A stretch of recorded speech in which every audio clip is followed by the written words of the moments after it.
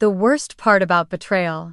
It's not just that it comes from family, it's when your sister steals your wedding deposit, wears your dress, and marries your fiancé using your own money. I'm Ava, and the day I came home and smelled her perfume, I thought she stole everything. She didn't know I would steal it all back, plus everything she thought she won. I dropped my suitcase by the door, the wheels spinning slightly before stopping. My heels clicked against the hardwood floor as I moved through the living room, my eyes scanning for any sign that Brielle had been here. I didn't need to look hard. A half-empty coffee cup sat on the kitchen counter, the same brand she always carried in her tote. My heart pounded, but I forced myself to stay calm as I pulled out my phone, checking the notifications I missed during the last 3 days in Chicago. There it was. An email from the Maple Grand, the venue I had spent months dreaming about, the place Ethan and I were supposed to get married in just 4 weeks. I tapped the screen, my thumb trembling as the message opened. Your booking has been successfully transferred to Brielle Collins. I blinked, reading the words again, my breath catching in my throat. My sister's name. On my wedding venue, number. This had to be a mistake. I called Kara, pressing the phone to my ear as I paced the kitchen. She picked up on the second ring. Ava, oh God, I've been trying to reach you. Are you okay? What's going on, Kara? My voice came out sharper than I intended. Why is Brielle's name on my wedding venue? Kara went silent for a moment. I could hear her exhale, the shaky breath she always took when she was about to deliver bad news. Ava, you need to sit down. Just tell me. Brielle and Ethan. They got married 2 days ago. At the Maple Grand. The world seemed to tilt, the kitchen lights blurring as I gripped the edge of the counter to steady myself. That's not possible. I was just there planning everything. I was. My voice trailed off as I struggled to process the words. I saw it on Instagram. Kara continued, her voice soft. They posted pictures. Brielle was wearing a white dress. Ethan was. They looked. Don't I cut her off, squeezing my eyes shut. My mind was already filling in the details I didn't want to see. I pulled the phone away and opened Instagram with numb fingers. The app loaded slowly, like it knew I was about to witness the moment my life shattered. There it was. Brielle in my dress, the lace sleeves I had chosen so carefully hugging her arms, standing in front of the floral arch I had picked with Ethan. Her hair was curled softly around her face, her smile, wide eyes bright with happiness. Ethan stood beside her, his arm around her waist, his mouth pressed against her temple. They looked perfect. The caption under Brielle's post read, "Sometimes love can't wait." I let out a sound, a dry laugh that tasted like metal on my tongue. My hands shook as I scrolled through the photos, each one a stab in the chest. Brielle throwing her head back, laughing as Ethan lifted her off the ground. The ring on her finger, the same design Ethan and I had chosen together. My phone slipped from my hand, clattering onto the floor as I sank down, pressing my back against the cabinets. I felt the cold of the tiles through my jeans, grounding me as my chest rose and fell in shallow, quick breaths. I pulled my knees up, hugging them to my chest, trying to quiet the noise in my head. The scent of vanilla was stronger here, clinging to the air, mixing with the faint hint of coffee. She had been here. Before leaving to marry the man I loved. She had stood in this kitchen, maybe laughed, maybe told herself that what she was about to do was right. My sister. My only sister. I leaned my head back, letting the tears fall silently as I stared at the ceiling. The image of Brielle in my dress burned into my mind. I don't know how long I sat there, but the cold from the floor was starting to seep into my bones when my phone buzzed beside me. I wiped my face with the back of my hand and reached for it, half expecting it to be a message from Ethan explaining everything, telling me it was a mistake. It wasn't him. It was a photo from Kara, a screenshot from Brielle's Facebook page. It was the same picture I had just seen, but this time with comments flooding underneath. Friends congratulating them, people I knew from college liking the post, dropping heart emojis as if they weren't witnessing the theft of my entire future. I called Kara. She picked up on the first ring. Ava, oh God, are you okay? Is it true? My voice cracked, but I tried to keep it steady. Did they really get married? There was a pause, a painful silence that filled the space between us before she finally whispered, "Yes." I squeezed my eyes shut, pressing my free hand against my forehead. How long, Kara? How long has this been going on? I don't know everything she said, her voice shaking. But I saw them together a few weeks ago at a coffee shop. I thought maybe it was a misunderstanding, that maybe Ethan was just comforting her or something. I let out a dry laugh, hollow and bitter. Comforting her. Right. Ava, I'm so sorry. I should have told you, but I didn't want to hurt you. Well, you failed. I snapped, the anger boiling over for a moment before guilt crashed over me. I'm sorry, I can't believe this. I know, Kara whispered. Do you want me to come over? I looked around my empty apartment, the apartment Ethan and I had picked together. Every corner felt like a lie now. Number, I need to be alone. Call me if you need anything, okay? I'm here. I know, I whispered before ending the call. I stood up slowly, my legs stiff, and walked toward the bedroom. I opened the closet expecting to see my wedding dress hanging there, but there was only empty space. I reached out, running my hand over the bare hanger, feeling the sharp edge dig into my palm. She took it. Brielle had come into my apartment, into my life, and taken everything that mattered to me. My dress, my venue, my fiancé. She had taken my future and made it hers. I walked back to the living room, each step feeling heavier than the last. I sat on the edge of the couch, pulling my laptop onto my knees.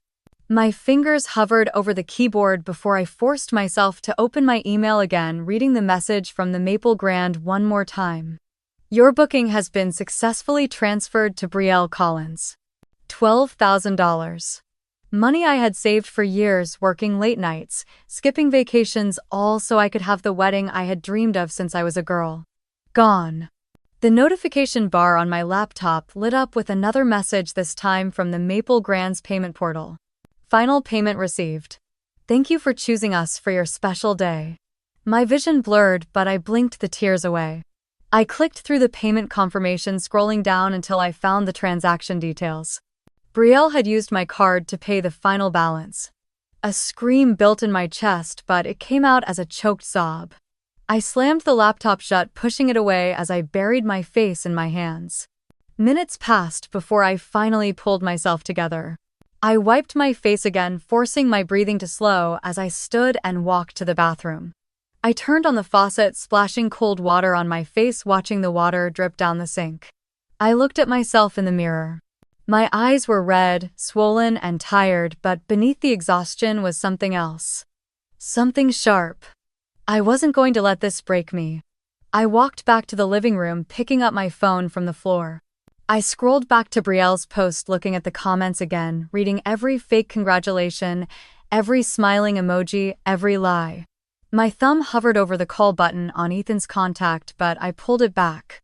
I wasn't going to give him the satisfaction of hearing me break. Instead, I opened a new message, typing slowly, each letter deliberate, each word heavy. Em đã cướp lễ cưới của chị Brielle, chị sẽ lấy lại tất cả. I hit send and watched the message deliver, the screen lighting up in the dark room. I set the phone down, the weight in my chest shifting, transforming into something cold and steady. She thought she had won. But she had no idea who she was dealing with. I didn't sleep that night. I lay on the couch staring at the ceiling, my mind replaying every moment I had trusted Brielle, every promise Ethan had made, every plan I thought we were building together. By the time the sun rose over Boston, the exhaustion was gone, replaced by a cold, sharp focus I hadn't felt in years. I sat up, grabbing my phone from the coffee table, and scrolled through my contacts until I found my mother's number. My thumb hovered over the call button for a moment before I pressed it, bringing the phone to my ear. She answered on the second ring. Ava. Is everything all right? I closed my eyes, forcing my voice to stay calm. Did you know, Mom, about Brielle and Ethan? There was a pause, a long breath on the other end of the line. Ava, I don't want to get in the middle of this. I felt my jaw clench. So you knew. I didn't know everything, she said quickly. Brielle came to me a week ago. She said she and Ethan had fallen in love, that you were too busy with work, that you didn't have time for him. My hand tightened around the phone. So you believed her? She's your sister, my mother snapped, her voice cold. And she deserves to be happy. You've spent your whole life chasing your career, Ava. Maybe it's time you let someone else have a chance. I pulled the phone away from my ear, staring at the screen as if it might crack under the heat building in my chest. When I put it back to my ear, my voice was flat. She used my money, my venue, my dress. And you think she deserves to be happy, Ava? I have to go, I said, ending the call before she could finish. I dropped the phone onto the couch, my hands shaking. I pressed my palms against my eyes, breathing in and out, fighting the sting in my chest. They were all on her side. No one was going to fight for me, so I would fight for myself. The door buzzer rang, cutting through the silence. I pushed myself off the couch and opened the door to Kara, standing there with 2 coffees in her hands, her eyes filled with worry. I brought fuel, she said softly, holding out a cup. I took it, stepping aside to let her in. Thanks. She set her bag down and looked at me. Your mom called me last night. Of course she did. I took a sip of the coffee, letting the heat burn my tongue. Let me guess. She wanted you to check on me, make sure I wasn't doing anything crazy. Kara's eyes softened. She's worried about you. I let out a humorless laugh. She wasn't worried when Brielle was stealing my wedding. Kara sat down on the arm of the chair, her hand resting on my shoulder. You don't have to handle this alone. I looked at her, really looked at her, and for a moment I felt the tears threaten again. But I swallowed them down. I know, I said quietly. But I need to. She nodded, squeezing my shoulder before pulling back. Just promise me you'll think before you act. I didn't answer. I turned away, setting the coffee down as my phone buzzed again on the table. I picked it up, expecting another message from Brielle or Ethan, but it wasn't. It was Jack Foster. I answered, forcing my voice to stay steady. Jack. Ava, he said, his voice deep and calm the way it always was. I just got off a call you're going to want to know about. I turned, meeting Kara's eyes as she watched me carefully. What is it? Ward Holdings, Jack said. They're in trouble. Ethan's been trying to cover it up, but the company's bleeding cash. They're sitting on a mountain of debt, and the board is getting nervous. I felt a slow, cold smile tug at the corner of my mouth. How bad? Bad, Jack confirmed. And Ethan's been pushing for a quick cash injection, trying to keep the family business afloat. He's desperate, Ava. Desperate. The word settled in my chest, igniting something deep within me. I see, I said softly. Thank you, Jack. Ava, I know you're hurting, but be careful, he said. This is business, not personal. I ended the call, lowering the phone as I turned to look at Kara. She was studying me, her eyes wide, waiting for me to speak. What is it? She asked. I took a deep breath, the weight in my chest shifting, sharpening. Ethan is desperate, I said quietly. And I think it's time he learned what happens when he takes something that doesn't belong to him. Kara stared at me, her coffee halfway to her lips, her eyes narrowing as she tried to read my face. Ava, what does that mean? She asked, setting the cup down carefully. It means, I said, my voice calm as I moved to the table, that Ethan thought he could steal my life and walk away. I opened my laptop, the screen lighting up the dim room, the quiet hum filling the silence. My fingers moved quickly, pulling up a search bar. Kara stepped closer, her arms crossed. Please tell me you're not planning something crazy. I ignored her, typing Ward Holdings Boston into the search. Their official website popped up, filled with carefully curated images of Ethan's family smiling at charity events, cutting ribbons at grand openings, shaking hands with politicians. They looked untouchable. But Jack's words echoed in my head. They were not.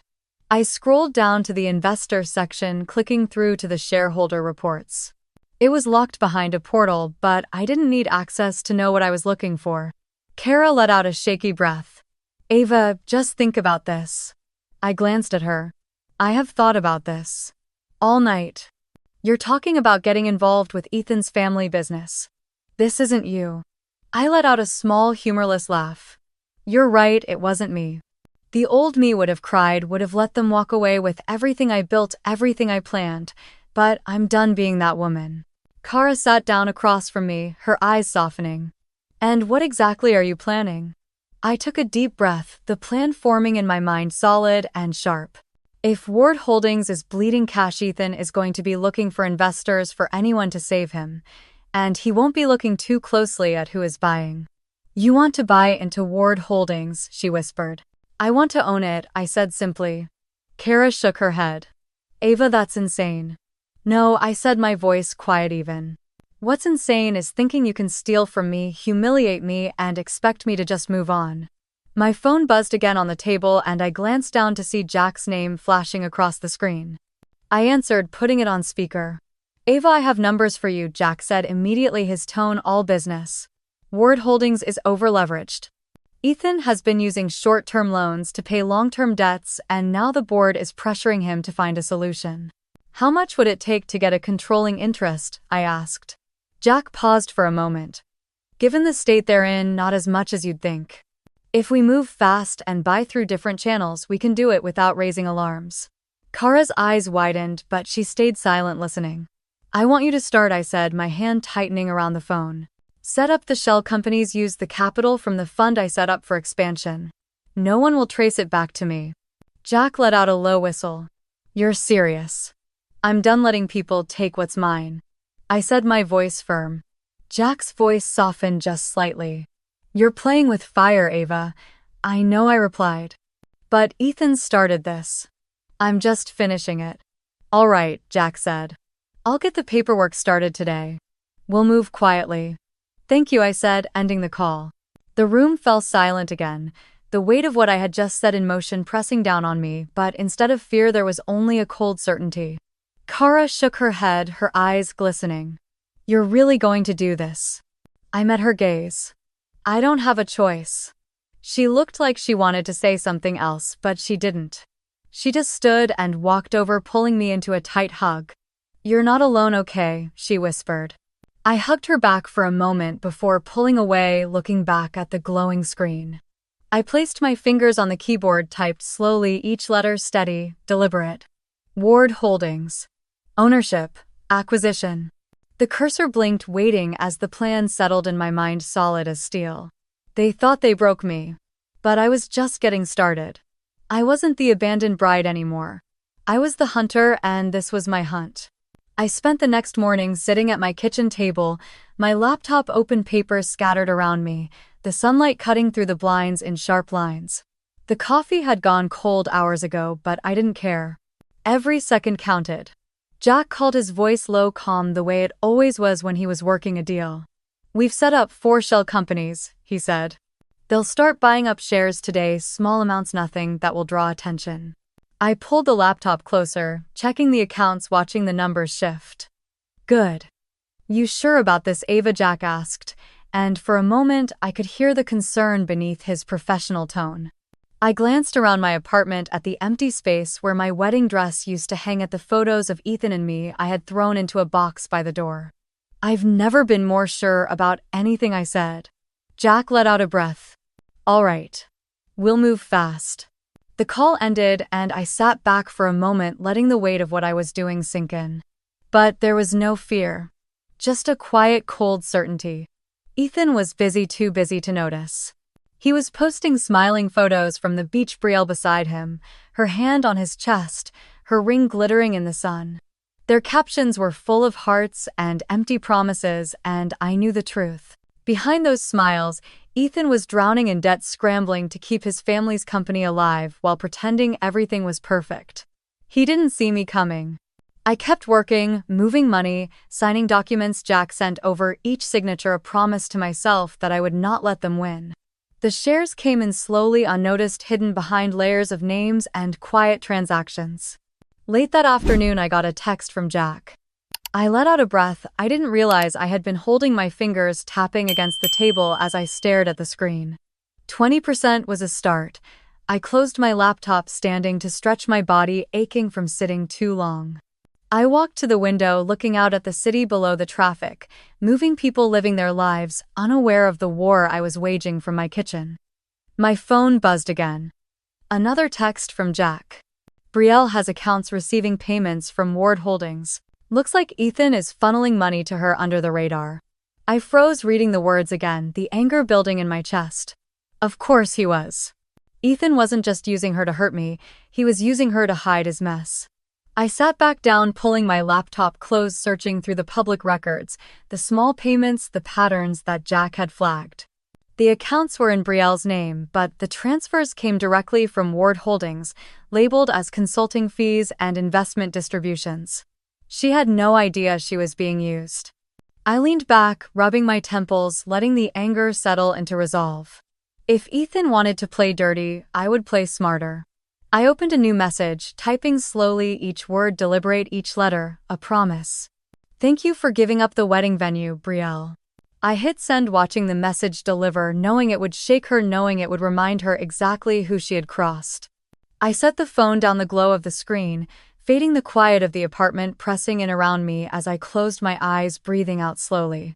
The hunt had begun, and I wasn't going to stop until everything Ethan tried to steal from me was mine again.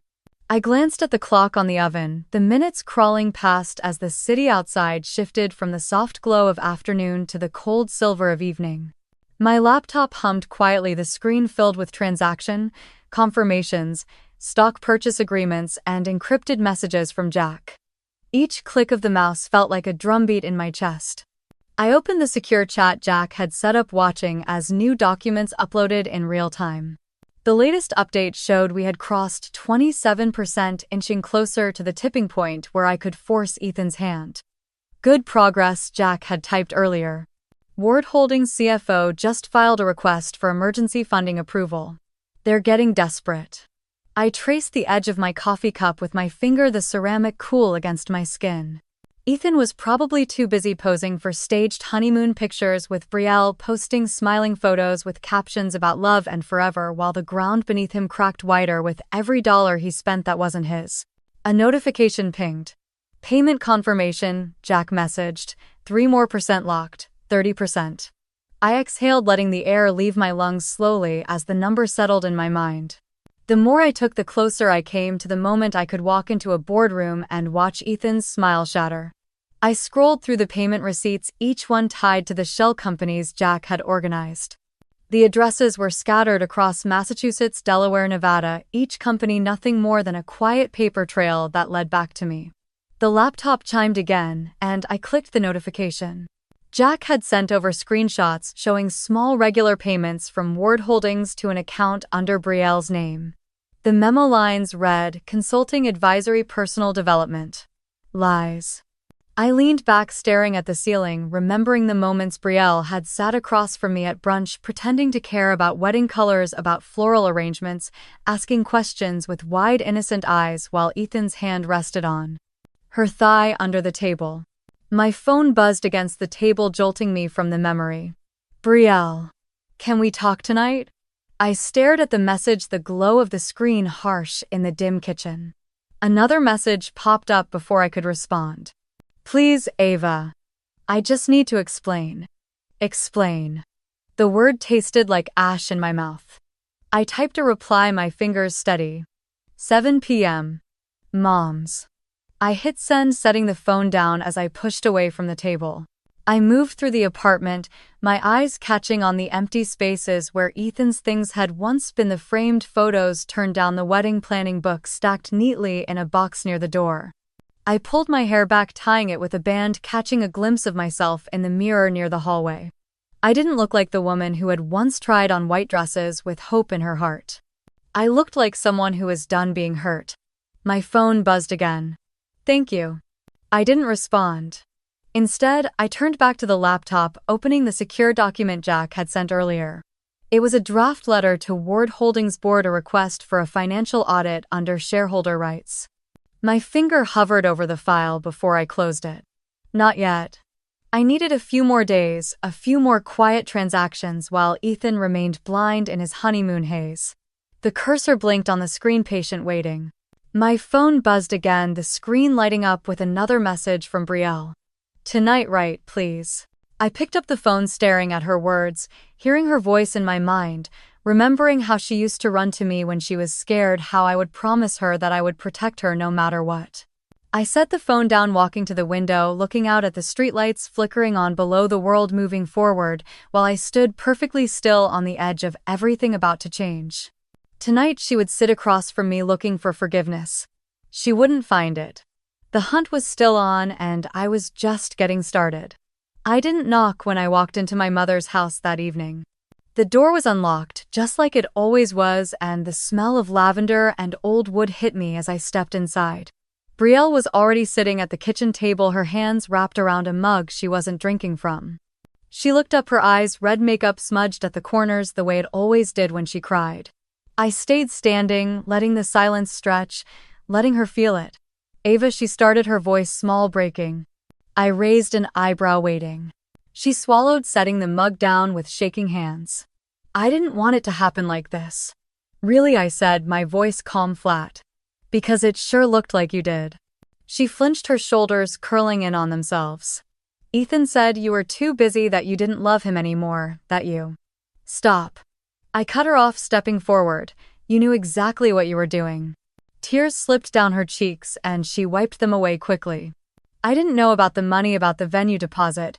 I thought he was handling it." I let out a humorless laugh. "You wore my dress, Brielle." She opened her mouth, but nothing came out. Her lower lip trembled before she bit down on it. I sat down across from her, folding my hands on the table.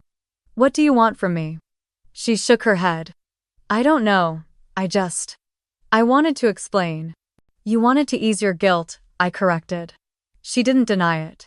I leaned back, studying her, the sister I used to protect, the sister I used to defend against every bully, every broken heart, every failure she created for herself. "You chose him," I said quietly. "You chose to betray me." She wiped her eyes again, nodding as a sob escaped. "I know." For a moment I almost felt sorry for her. Almost.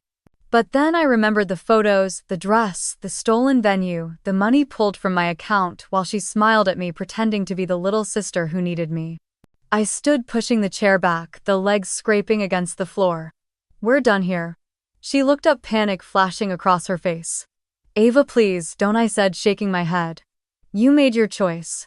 I turned, walking toward the door, but her voice stopped me.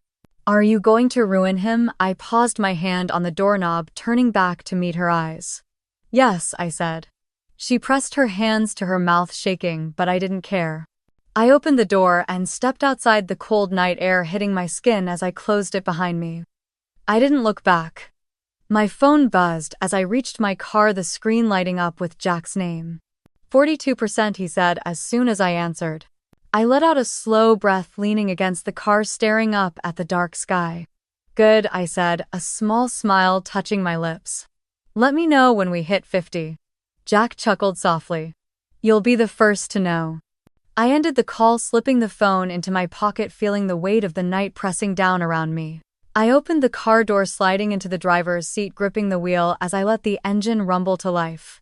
They thought they could take everything from me and walk away. They were wrong. I drove through the quiet streets, the lights of Boston blurring past as I pressed my foot on the gas, feeling the vibration through the wheel. My phone buzzed in the cup holder, Jack's name lighting up again. "Le Papillon," he said without greeting. "They're there, the whole family." I smirked, taking the next turn. "Good." I parked across the street, the glow of Le Papillon's gold lettering reflecting off the windows. I reached into the back seat, pulling out the red dress I had chosen for tonight. I changed in the car, smoothing the fabric down, adjusting the neckline, checking my reflection in the mirror. Not a victim. Not tonight. I stepped out, the heels clicking against the pavement as I crossed the street, the cold air brushing against my skin. The maitre d' looked up as I entered, his eyes widening for a moment before he forced a smile. "Reservation?" he asked. "Table for one," I replied, my voice calm. His eyes darted toward the back of the restaurant, where the soft glow of candles lit a long table surrounded by laughter and clinking glasses. I followed his gaze, seeing Ethan's profile, his arm draped across Brielle's chair, her laugh too bright, too forced. "This way," the maitre d' said, leading me across the floor. The restaurant fell silent as I passed, conversations pausing, eyes following me as I walked, the red dress demanding attention I didn't shy away from. I stopped beside their table, meeting Brielle's eyes first. Her smile faltered, her face draining of color as she gripped the stem of her wine glass. Ethan turned, his expression freezing, the fake smile dropping as he saw me. His jaw clenched and his arm fell from Brielle's chair.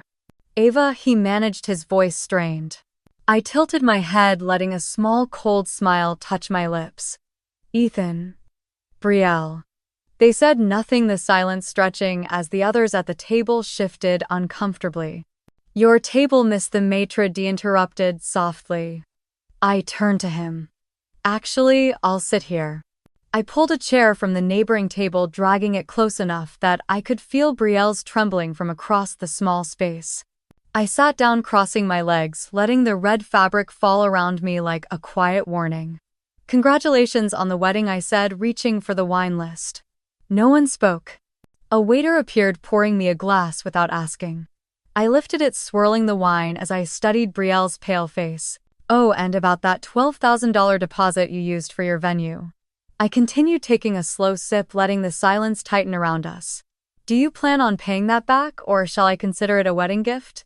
Brielle's hand slipped, glass tipping, wine spilling across the white tablecloth. She scrambled, grabbing a napkin, her breathing ragged as she tried to blot the stain. Ethan's face was stone, his eyes hard as he looked at me. This isn't the time or place, Ava.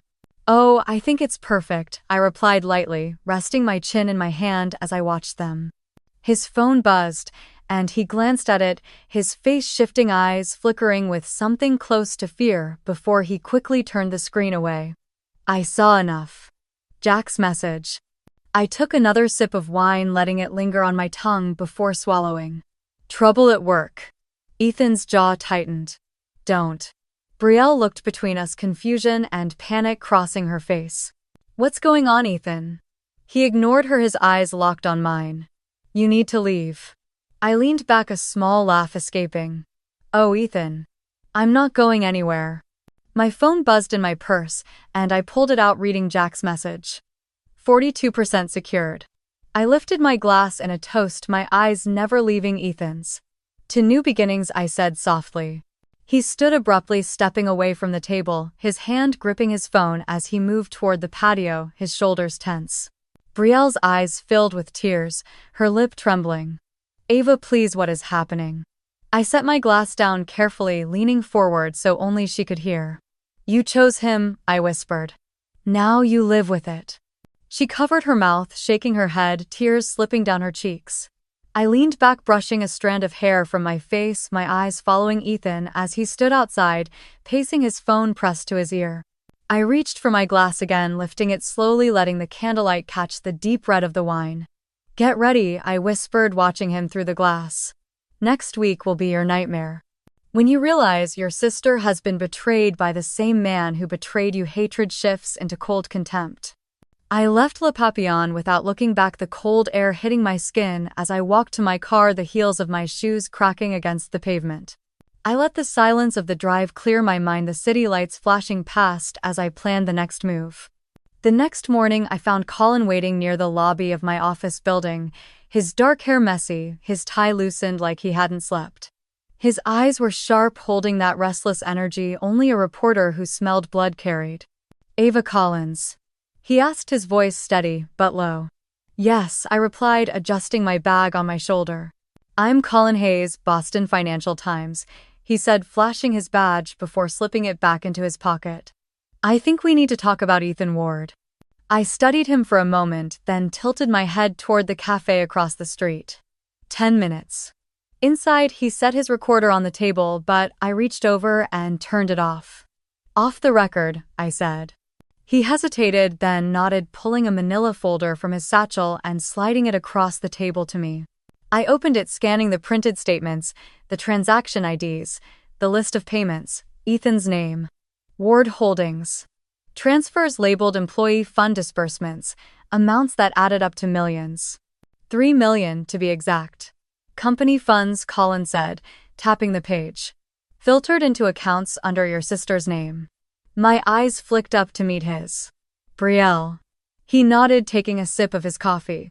She's listed as the primary on the accounts.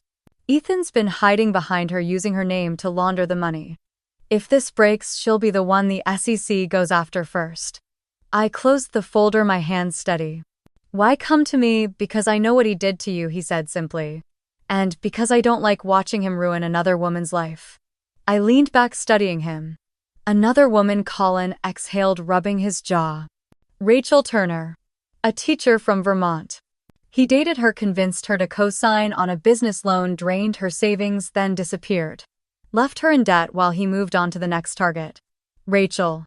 Another victim. I let the silence stretch the weight of everything pressing against my ribs. Brielle wasn't just foolish, she was another piece on Ethan's board, a pawn he used while she smiled in her wedding dress. But she still chose him over me. I closed the folder, sliding it back to Colin. I need copies of everything. He pulled out a flash drive, placing it on the table. Already prepared. I slipped it into my purse, standing up. You'll get your story, Colin, just not yet. He nodded, his eyes following me as I left the cafe, the cold air biting at my face as I stepped back into the street. In my car, I plugged the flash drive into my laptop, watching the files load, the evidence clear and cold in black and white. Payments. Names. Dates. The silent testimony of betrayal and greed. I could feel anger rising again, but it wasn't hot this time. It was clean, cold, purposeful. I opened my phone, scrolling through the messages from Brielle, her desperate attempts to reach out, the empty apologies, the pleas for me to listen. She didn't know she was drowning. I typed a new message, my fingers moving steadily, each word. Final, want out, meet me. 8 p.m. Tonight. I hit send, watching the message deliver before locking the screen and setting the phone on the seat beside me. It was time to end this. And it would start tonight. I parked in the back corner of the cafe lot, watching the rain smear across the windshield, the wipers squeaking as they cleared the view. The neon sign buzzed softly, flickering against the puddles outside.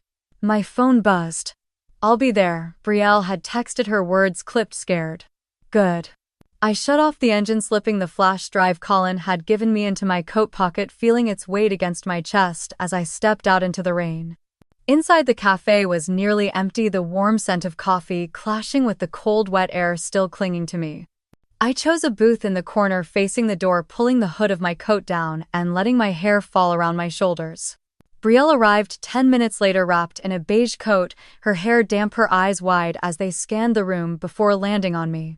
She hesitated, then made her way over, sitting across from me with trembling hands. Ava, she started, her voice breaking. I held up a hand, stopping her. Don't. We're past that. She swallowed, pulling at the cuff of her sleeve. Why am I here? I pulled the flash drive from my pocket, placing it on the table between us. You're in trouble, Brielle. Her brows pulled together, confusion mixing with fear. What is that?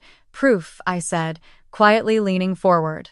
Ethan has been funneling stolen company funds into accounts under your name. She blinked, shaking her head. Number. No, that's not possible. Ethan said a lot of things, I interrupted. He used you, Brielle. Just like he used me. Her lip trembled, tears pooling in her eyes. I didn't know, Ava. I swear I didn't know. My jaw tightened, the anger threatening to rise again, but I forced it down, focusing on the cold, clear truth. It doesn't matter if you knew, I said, my voice firm. Your name is on those accounts. If this goes public, you will be the one they come after. She pressed a hand to her mouth, shaking her head as tears slipped down her cheeks. Oh God. What do? I leaned back, studying her as she broke in front of me, the sister who once wore my dress and smiled as she stole my future, now realizing the future she chose was a lie. You help me, I said finally. You help me take him down. Her eyes widened, panic flashing across her face. I can't. He'll know. He'll, Brielle. I snapped, leaning forward again, my voice low and cold. You don't have a choice. You can either help me expose him or you can go down with him. She shook her hands, gripping the edge of the table, her knuckles white. What do you want me to do? I exhaled, letting the moment settle before I spoke. Ward Holdings is hosting their gala next week. Ethan will be there, the board, the investors, the press. I need you to give me access to the accounts, the emails, everything he's sent you. We expose him publicly, cleanly, with proof. Her eyes darted away, guilt flashing across her face. They'll hate me. They already do, I said softly. She looked back at me, tears still falling, but there was something else in her eyes now. Fear, yes, but also a spark of the sister I used to know. Okay, she whispered. Okay, I'll help you. I nodded once, pushing the flash drive toward her. Don't let him see this. We'll meet again tomorrow. I'll tell you exactly what to do." She reached for it with shaking hands, clutching it like it was the last piece of hope she had left. She stood pausing as she looked down at me. "Ava," she whispered. "I'm sorry. I didn't respond." She turned and left the bell above the door ringing softly as she stepped out into the rain. I closed my eyes for a moment, letting the noise of the cafe fade, the plan locking into place in my mind. This was it. The final move was coming. Brielle showed up late, her hair damp from the drizzle, her face pale and streaked with tears as she slid into the booth across from me. She couldn't meet my eyes. I pushed the coffee I ordered for her across the table, the steam curling into the air between us. She wrapped her hands around the cup, but didn't drink. "Ava," she whispered, her voice cracking. "I don't know what to do." I studied her, letting the silence tighten until she squirmed, her fingers trembling against the cup. "You're going to tell me everything," I said quietly. She flinched, her shoulders curling inward as her eyes finally lifted to meet mine, glassy and terrified. I didn't know. She started shaking her head. "Ethan told me it was for us, for our future, that it was just investments." I pulled out the printed transaction records, laying them on the table one by one, each line highlighted, each number, screaming the truth. $3 million. Ward Holdings, Brielle's name. She stared at them, her lip trembling, tears sliding down her cheeks as she reached for one page with shaking hands. "He said it was just paperwork," she sobbed. "He said he needed me to sign because it was easier, that it was all legal." "Did you even read them?" I asked, my voice low, cold. She squeezed her eyes shut, shaking her head, the tears falling faster. "I trusted him." I let the moment hang there, watching her break piece by piece the truth she had been hiding from herself, tearing her apart in front of me. "You slept with him while he was with me," I said, my voice flat. She sobbed harder, pressing her hand to her mouth as her shoulders shook. "I'm sorry, Ava. I'm so sorry." I pulled out the small recorder from my coat pocket, setting it on the table and pressing record, the red light blinking quietly. "Say it," I ordered. Her eyes widened, but I didn't look away. "Say what you did." She sobbed again, her breath catching, before she finally spoke, her voice a broken whisper. "I changed the name on your venue deposit. I took your dress. I slept with Ethan while he was with you. I signed the papers he gave me. I didn't know it was stolen money. I didn't know." The words spilled out, each one another nail in the coffin she had built for herself. I leaned back, letting her words settle into the recorder, the truth filling the silence between us. She wiped her face with the back of her hand, breathing hard, her eyes begging for something I wasn't going to give. "Are you ready to help me?" I asked.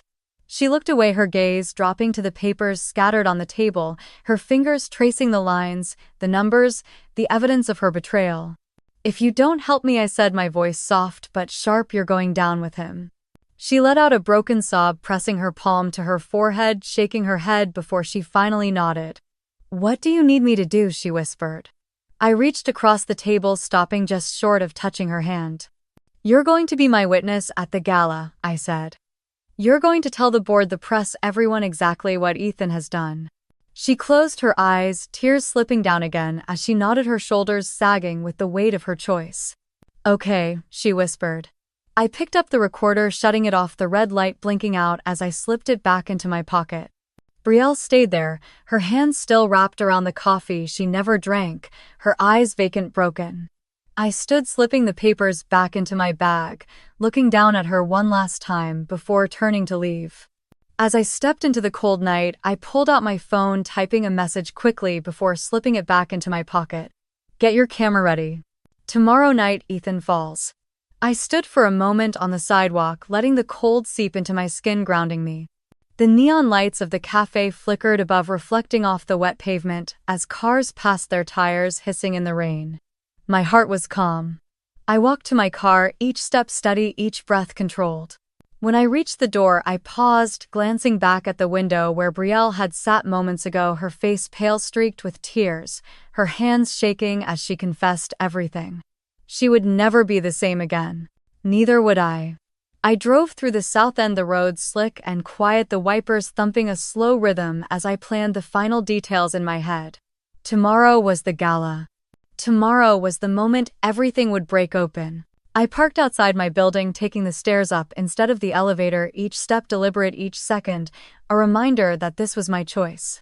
I unlocked the door, stepping into the silence of my apartment. I placed the recorder on the kitchen counter, staring at it as if it might speak, the weight of Brielle's confession still heavy in the room. Her voice had been small, broken. I took your venue. I wore your dress. I slept with Ethan. I signed everything. I pulled my laptop closer, connecting the recorder, watching the files upload, the progress bar inching forward with agonizing slowness. When it finished, I played it back, her voice filling the quiet, raw and trembling. I sent the file to Jack first, then to Colin, then to my lawyer. Each click was a promise. Each transfer was a nail in Ethan's coffin. My phone buzzed, Jack's message lighting up the screen. It's done. Another buzz, this time from Colin. We're ready. I closed my laptop, leaning back in the chair, letting my eyes close for a moment as I breathed in, then out, steady, even.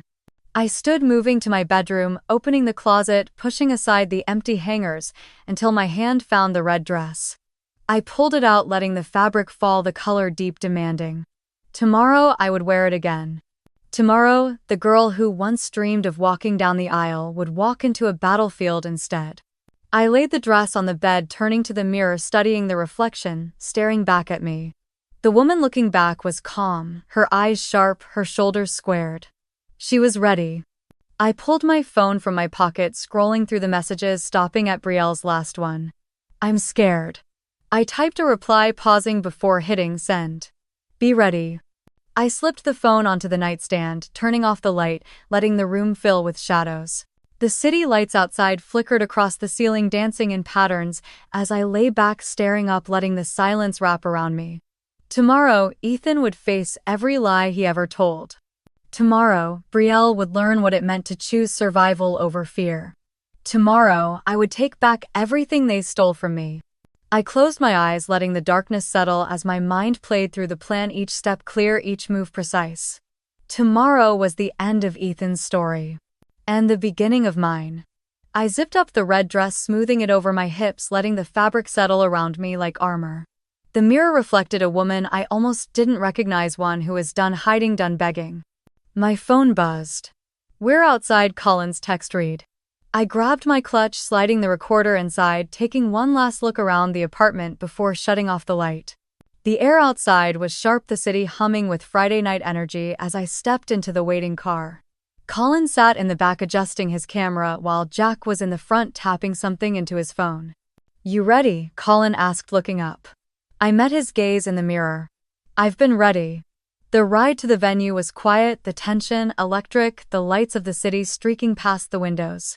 Leighton Hotel's grand ballroom was already lit up, black cars pulling up, guests in gowns and tuxedos stepping out, laughter and camera flashes greeting them. We pulled up, the valet opening my door as I stepped onto the carpet, the red dress flowing around my legs as I walked. I could feel eyes turning, whispers following me as I entered the lobby, the crystal chandeliers casting reflections across the marble floors. Inside the ballroom, Ethan was already on stage, his smile wide, confident, his arm around Brielle as photographers snapped photos. She looked pale under the lights, her eyes darting through the crowd, searching for me. She found me. Her eyes widened, her lips parting, but she didn't move. Jack stepped up beside me, whispering, All files are ready. Signal when you want them on screen. I nodded once, scanning the crowd. Investors, board members, press, all gathered for Ethan's show. It was time to end it. Ethan stepped up to the microphone, his voice ringing out, practiced and smooth. Tonight we celebrate a new era for Ward Holdings, he said, smiling as he spread his arms. Applause followed, but I didn't clap. He kept talking about growth, about future plans, about the company's legacy. Then I stepped forward, my heels clicking on the polished floor, the microphone within reach as I moved to the center of the stage. Enough, I said, my voice cutting through the applause. The room fell silent, heads turning, eyes widening as I reached for the microphone. Ethan's smile froze, confusion flickering across his face. Ava, what are you? I am Ava Collins, I said, my voice steady. And as of today, I am the controlling shareholder of Ward Holdings. Gasps rippled through the crowd, cameras flashing as reporters leaned forward. Ethan's face drained of color. You're lying. I turned toward Jack, giving him a small nod.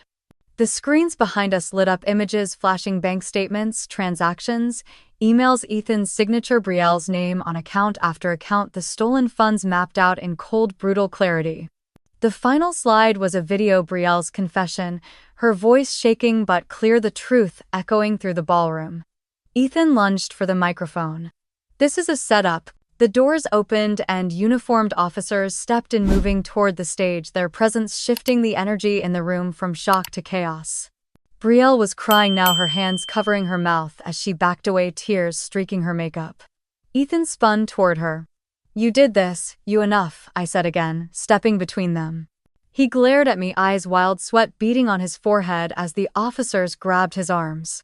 You think you've won, he shouted, struggling against them.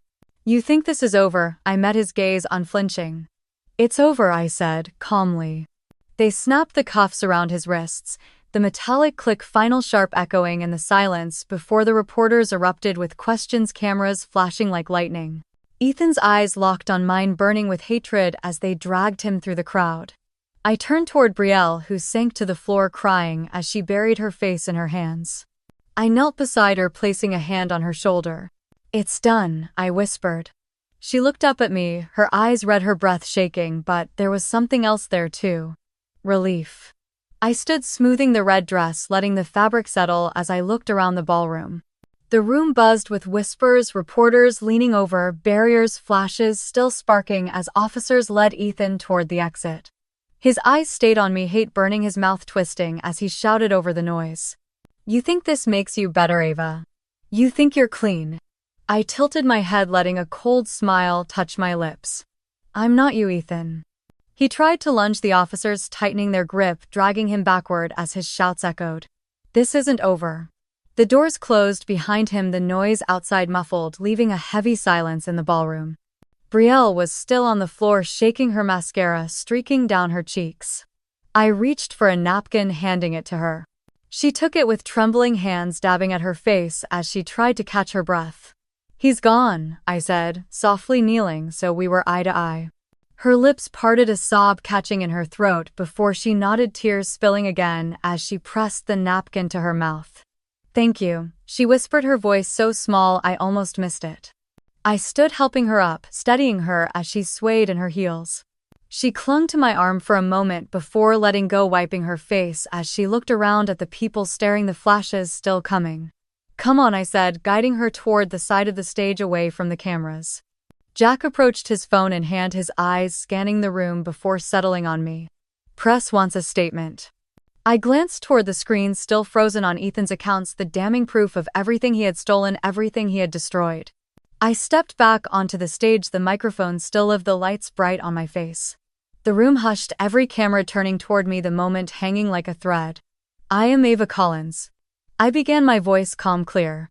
Today Ward Holdings begins a new chapter.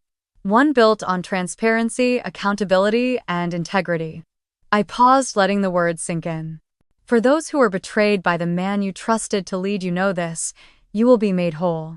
For those who supported him, blinded by promises and false smiles, let this be your reminder that no one is untouchable.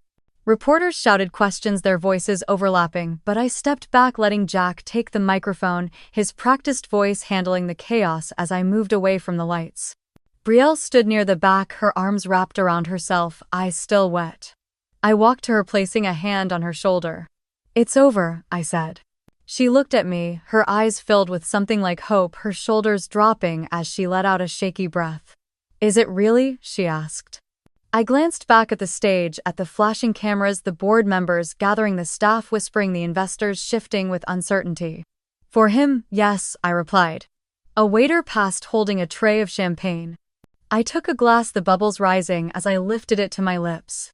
Across the room, the screens flickered off, leaving the ballroom in a hush as the reality of what had happened settled into every corner. I sipped the champagne, letting the taste linger before swallowing. The future you thought you stole, Ethan. I took it back. I set the empty glass on the tray of a passing waiter, stepping away from the chaos that still buzzed behind me. The flashes of cameras, the hum of whispered questions, the board members murmuring in corners as they absorbed the truth. I left it all as I walked through the marble hallway toward the exit. The cold air outside bit at my skin, but I welcomed it, letting it clear the last of the tension from my shoulders. I lifted my chin, inhaling the night air, tasting the freedom I had fought to reclaim. I didn't look back. The following morning, I stepped into the Ward Holdings building through the front doors, my heels striking the floor in a rhythm that felt like a heartbeat. Employees paused as I passed, some offering hesitant smiles, others avoiding eye contact, uncertain of the change that was coming. They would learn soon enough that I wasn't here to destroy what was left. I was here to rebuild. I took the elevator to the top floor, the doors opening to the executive level, the place where Ethan once stood, making empty promises and backroom deals while people's futures hung in the balance. I unlocked the office, my office now, and stepped inside. Sunlight streamed through the tall windows, catching on the sleek glass table where piles of paperwork waited for me. I shrugged off my coat, hanging it neatly before taking my seat. A single folder sat in the center of the desk marked Employee Restitution Fund.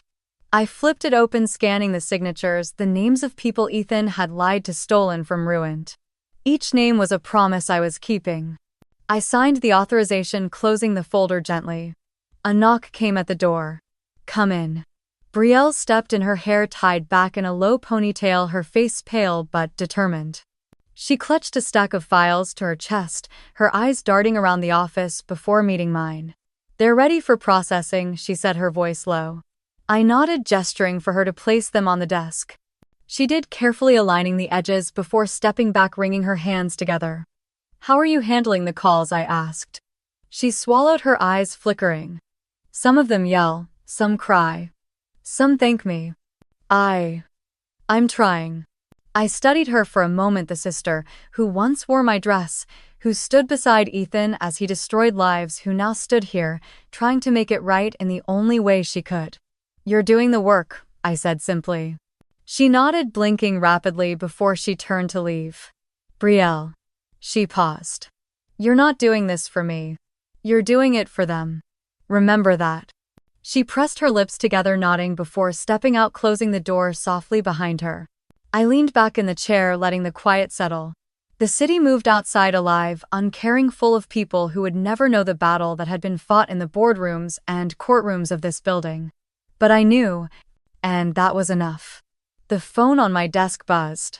Ethan Ward was sentenced to 15 years, Jack's message read. "It's done." I closed my eyes, letting out a breath I hadn't realized I was holding. The weight of it wasn't joy or even satisfaction. It was peace. A buzz followed another message, lighting up my screen. "Dinner tonight, you owe me a drink." Colin's name flashed, the memory of his steady presence during the storm pulling a small smile from me. I typed back quickly. 7 p.m. "Don't be late."